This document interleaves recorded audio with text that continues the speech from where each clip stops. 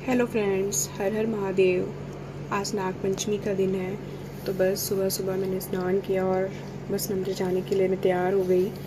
तो मैंने सोचा कि कुछ क्लिप आपके सामने लेके आऊँ। तो बस पूजा की तैयारी मैंने कर ली थी। यहाँ पे मैंने दूध, दही, धान का लावा, इत्र, चंदन, सिंदूर, फल, चना और यहाँ पे मैंने जौ भी लिए थे। जौ, तिल, जो भी भगवान जी को चढ़ाया जाता है। तो मैंने सारी तैयारी कर ली थी।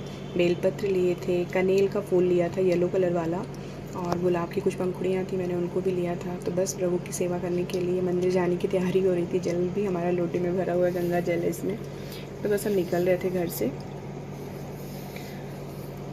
और आज नाग पंचमी है। नाग पंचमी के दिन कहा जाता है कि कुछ लोग व्रत भी करते हैं और कहा जाता है कि नाग देवता की पूजा करनी चाहिए। तो बस हम मंदिर आ गए थे यहाँ पे पूजा करने के लिए। तो हमने विधि विधान से पूजा करी है। तो नाग पंचमी क्यों मनाया जाता है? नाग पंचमी के दिन नाग देवता के, देखिए सब लोग नाग देवता को चढ़ा रहे, जल, दूध और लावा भी चढ़ाया जाता है। लावा जो धान का लावा होता है, उसी लावे से जो है भगवान को दूध और दूब से दूध में लावा डाल के उसी से मतलब छिड़काव किया जाता है, चढ़ाया जाता है और पूजा की जाती है। आज किसी भी नाग देवता यानी कि सर्प को मारना नहीं चाहिए, उनकी पूजा होती है आज के दिन। और घर का जो द्वार होता है, मेन द्वार होता है, वहाँ पे अगर हम सर्प की आकृति बनाते हैं तो इससे भी हमें बहुत आर्थिक लाभ होता है। और आज के दिन लोग व्रत भी रखते हैं नाग पंचमी के दिन।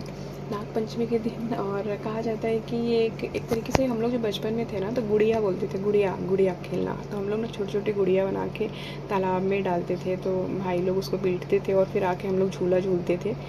तो झूला भी झूलना एक परंपरा है नाग पंचमी के दिन, यानी कि सावन में झूला झूलते ही हैं। बस हर कोई यहाँ पे पूजा कर रहा था, रुद्राभिषेक भी चल रही थी यहाँ पे। आज के दिन किसी भी जीव को नहीं मारना चाहिए।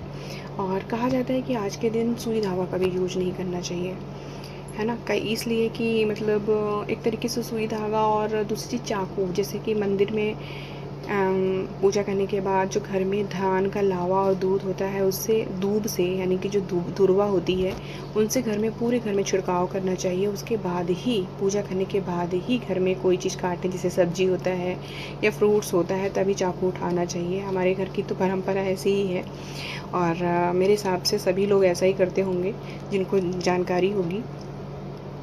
और आज के दिन अन्न, धन, वस्त्र ज़रूर दान करना चाहिए, चाहे थोड़ा सा ही करो लेकिन ज़रूर आपको करना चाहिए। तो बस हम लोगों ने पूजा किया यहाँ पे। मंदिर में थोड़ी कम भीड़ थी क्योंकि यहाँ पे रुद्राभिषेक भी चल रही थी साथ साथ में। तो बस पूजा करने के बाद हम लोग मंदिर में जो है थोड़ी देर बैठे थे।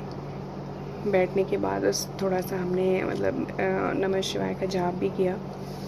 नमः शिवाय का जाप करते हुए हमने प्रभु पे ध्यान लगाया।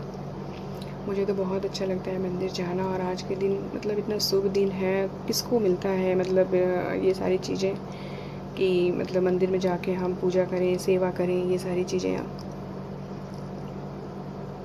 और कोशिश यही करनी चाहिए कि आज के दिन पेड़ पौधे भी नहीं काटने चाहिए, क्योंकि इससे भी थोड़ा सा ना नुकसान होता है। नुकसान क्या, मतलब एक तरीके से दोष लगता है। तो आज के दिन ये सारी चीज़ें नहीं करनी चाहिए और हरे पेड़ तो बिल्कुल नहीं काटने चाहिए। तो बस हम लोगों ने पूजा की। पूजा करने के बाद थोड़े से ध्यान किया। ध्यान करने के बाद हमने आरती किया। लोगों की भीड़ लगी थी, लोग सेवा में जुटे थे, क्योंकि कहते हैं कि हर कोई चाहता है कि प्रभु की सेवा करें, प्रभु में ध्यान लगाएं। तो बस यही तक था जो मुझे नॉलेज था, मैंने दिया। यहाँ पे हमने जल चढ़ाया सभी को। Okay, bye bye, thank you so much. जय श्री कृष्णा।